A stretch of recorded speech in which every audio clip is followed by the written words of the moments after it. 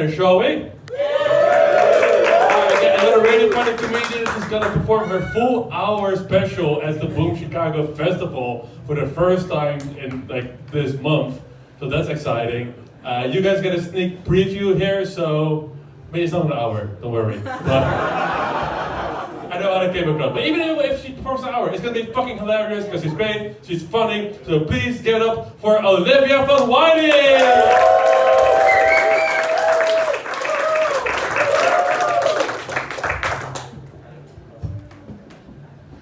Everybody, my name is Olivia. Oh no.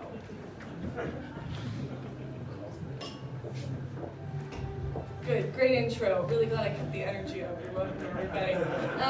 I'll tell you a little bit about myself. Before the world ended, I worked as a bartender. I was not good at it, but that's okay because this is the Netherlands, so it doesn't matter. I have to say, as an American, I feel like the Dutch approach to service is genius, okay? I know you guys get a lot of shit for it, but I love it so much. Because as an American, when you work in service, you live on tips, right? So your relationship with your customers is super unhealthy. So like if I was serving you in America, this is how it would go, okay? I'd be like, hi guys, how are you doing? Are you doing really good? And you'd be like, are you really good night? Is it like really good something? I have a fun fact for you. I'm gonna be your server tonight. Woo! I know. I know, it's exciting. Okay, so tell me, is tonight just like a regular Friday, or is it a special occasion? It's just a regular one? Good for you guys, keep the magic alive. Okay, so take a seat. I'm gonna tell you about the specials for tonight. We have 2-for-1 hamburgers. And you get to subsidize the fact that my employer doesn't pay me a living wage. So. I know, yeah. Death comes for all of us. Okay, so tell me, what would you like me to get for you? Do you want French fries? Do you want a soda? I'm not done. Do you want me to dance for you?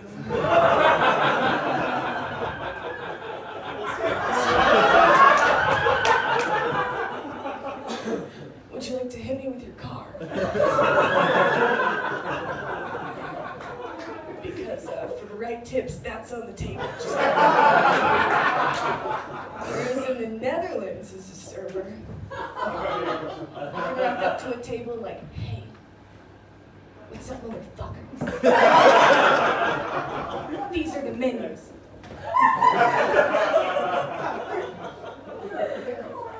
Now listen to me. We both know I don't need you.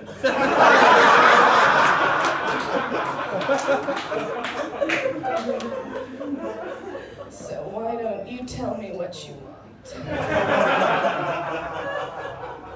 And I'll spend tonight deciding if I want to bring it to you.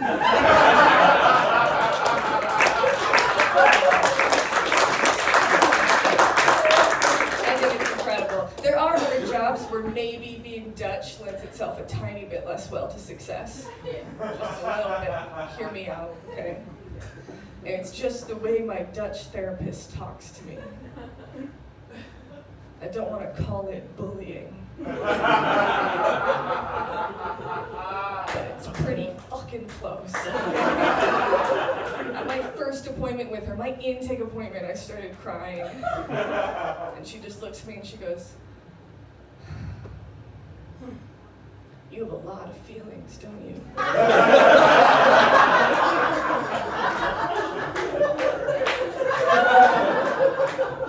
That is a real thing my Dutch therapist said to me. And I was like, I get it, Annemieke, okay? It was your usual Dutch appointment, right? Where Jordan comes in and she's like, tell me about your week, Jordan. And he's like, it was terrible. And she's like, what happened? And he says, I almost had a feeling. And then Annemieke says, can you expand on that a little bit? And he's like, well, I was cycling, and a woman cut me off, and I yelled at her in Dutch. And then she yelled back at me in English, and I realized she was American. so she couldn't understand me. And it's just like, it's like, how will she know that I think she's a cancer whore?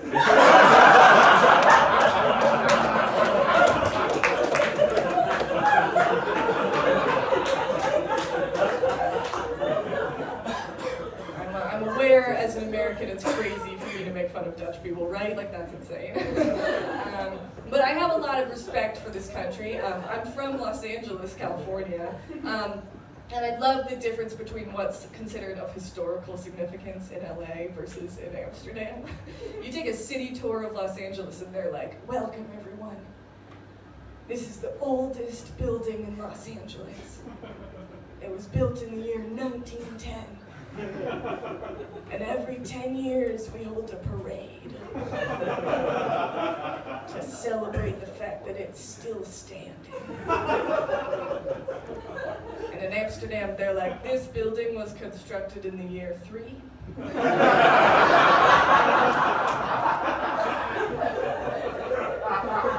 And it currently houses a McDonald's.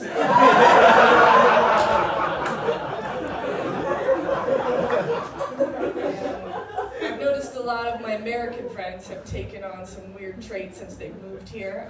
I don't know if you've heard this really niche stereotype. It's like super minor that Dutch people might be just a touch, abrasive, honest. A lot of my American friends have started trying to take it on, and they try to, pretend that it's not happening. They're like, oh, don't take offense to it. I'm just honest. You can't just slap an adjective on something to explain away the behavior. That's not how the world works. In what other scenario would that be acceptable, You're like, oh, I'm just aloof. Okay, Gary. You haven't come to work in 3 months. You're fired. Oh, I'm just adventurous. Gary, you broke my collarbone during sex. Get out of my house. Oh, I'm just free-spirited. You took a shit in my pool, Gary. Why are you in a pool? That wasn't a good tag. Shut up.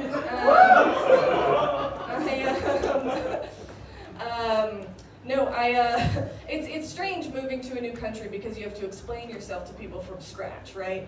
And you have to be like, this is who I am.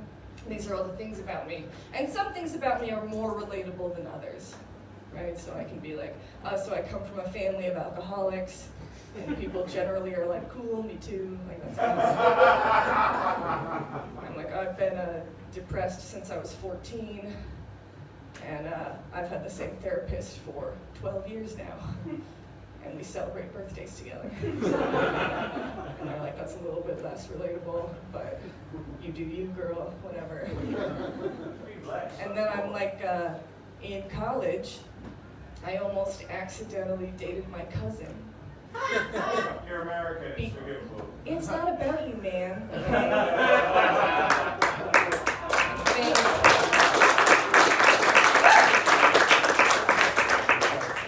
I know that you're probably like, oh, she's being such a disruptive asshole. And you're probably upset about that, because you're like, that's my thing. I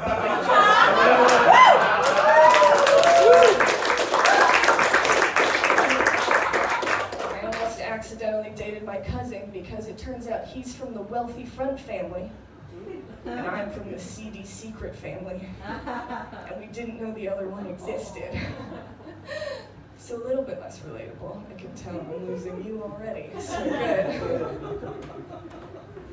But I found like coming from a family of fucked up people, you kind of view the world differently, right? So I try to keep track of my alcohol consumption. In February, I did a month sober just to kind of keep track of things, and it was so beautiful.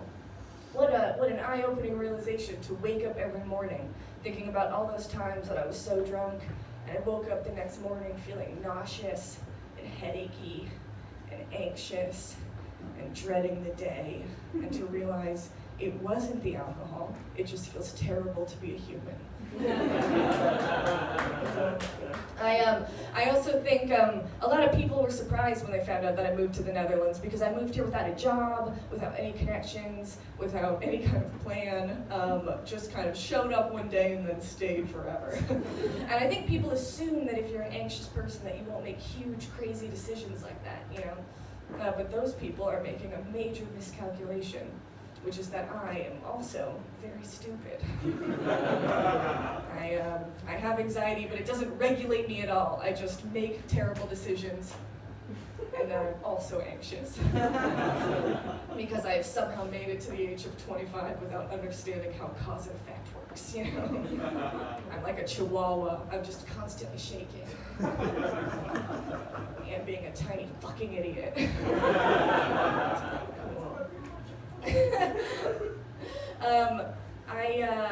I find it strange that I'm anxious now because I was a very confident child. I was like confident, not confident in a normal way, where you're just like good at social interactions and like can solve fractions.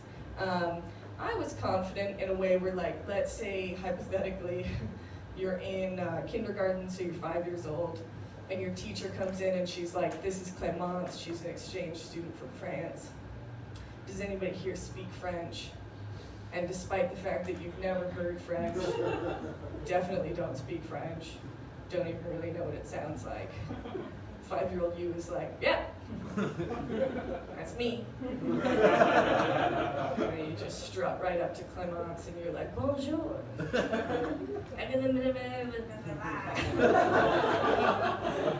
And I still to this day remember Clémence staring at my teacher like, what the fuck? More accurately, in her words, she was like, ah. On a scale of 1 to 5 cigarettes, I give America a 0 so far. I know you guys didn't love that joke, but I really like it. It makes me laugh. I went home recently, and I had to, rethink a lot of things about who I was. I was kind of an outcast in high school. I was not super popular. I wasn't really invited to anything. I just kind of did my own thing and was lonely. And movies have made me believe that when you go back to the place where you were, kind of bullied and uninvited, that you'll be like, fuck all of you. I was great. You were terrible people. But I think back on who I was, and I'm like, no, that makes sense. I get why you didn't invite me. Nobody's like, what would be a great addition to this party? Is if someone was sitting in the corner, eating all the pretzels out of the Chex Mix and judging people. Great. I did accomplish the real American dream once I moved here, which is tricking a Canadian into loving me. It's super exciting. He's an angel. He's the best person that I've ever met, and I'm punching way above my weight class with him. We've been together for 3 years. We lived together for a year. And I have to say, an unexpected part of dating a really amazing, wonderful person is I kind of felt like I was losing my identity a little bit. Like before we started dating, I worked as a bartender. I'm a comedian. In elementary school, I punched a kid in the face because he stole part of my lunch. I own 4 separate leather jackets. Okay, I identify as a badass. Is what I'm trying to say. But at home, my boyfriend calls me Muffin. And he refers to our bed as the muffin tray.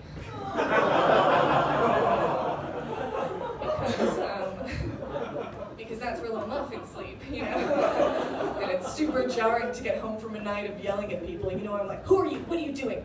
Don't hit on me, ambient asshole. Get out of my bar. Come home. I slam the door. I take off both my leather jackets. And my boyfriend's like, is that a little muffin? And I'm like, it's me, a muffin, I'm home. Anytime I'm out of bed during the night, he's like, what's that muffin doing out of her tray? And I'm like, I'm a muffin, I have to go to my tray, I'm so sorry. How many kisses does a muffin need? I don't know, Oh, is it 1,000?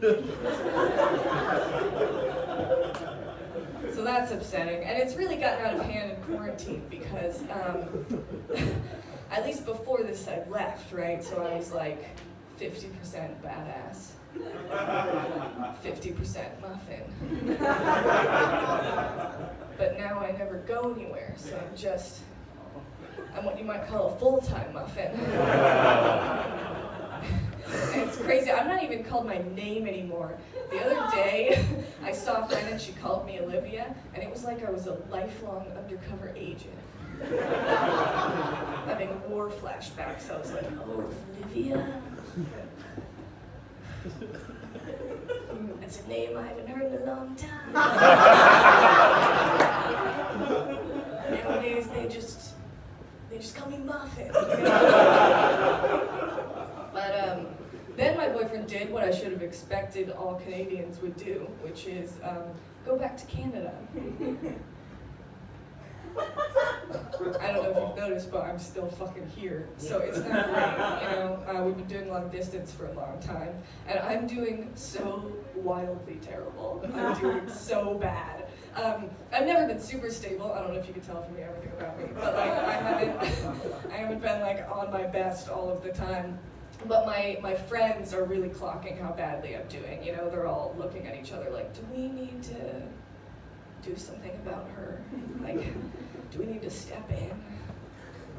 I ran into a girl that I took one improv class with a year ago, and we had a 5-minute conversation on the street, and she texted me afterwards, and she was like, hey, if you ever need to talk. I was like, oh no, it's so obvious. I'm at the Aldi buying a single chicken breast for the 3rd time that week. And the cashier's like, that'll be €2. Hey, if you ever need to talk. I'm gonna do one last thing before I get off the stage. I'm gonna do an impression I've been working on. I called it Recently Heartbroken Woman in a Zumba class. I'm